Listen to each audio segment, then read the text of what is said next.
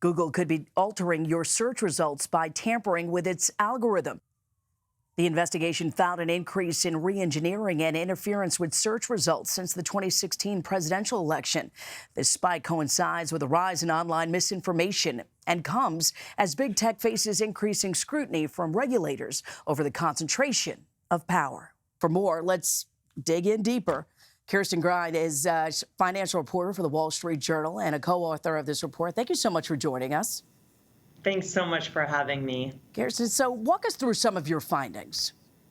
Sure. I mean, the biggest one is really that your search results are not just computer code, that every day Google is under so much pressure from just a wide variety of interest groups, governments around the world, and big advertisers to display a certain thing in your results. I mean, this comes as no surprise to a lot of people, but because Google swore up and down that they weren't doing this. So what and who exactly decides what does or doesn't show up in those results? Exactly. Well, ultimately, they are the only arbiter. I mean, they're the largest search engine in the world, and they're the ones making these decisions. And I can tell you this was very, very hard reporting to show kind of what was going on behind the scenes here and how they were making these decisions based on other interests besides just what the user is seeing.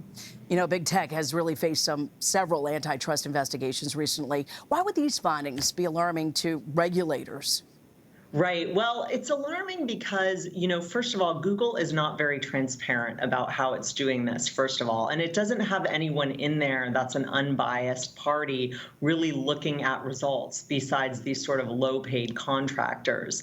It's just showing how much power they have over this tool that everyone uses every single day. Yeah. Should Google searchers be concerned about, well, the accuracy of their search results? And is there a way to work around this interference?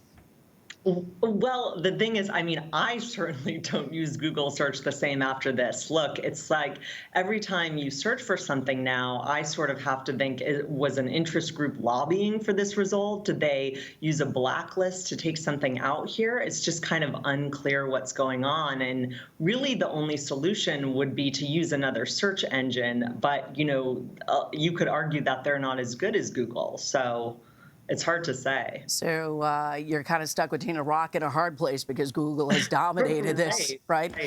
All right. So Google have they responded to your investigation? They haven't since it came out. We went, of course, through them extensively with it. They dispute, some of the premises in the testing the conclusions that we came to, but they're saying they're doing what they always did, which is to provide relevant results. All right, Kirsten Grind, thank you so much.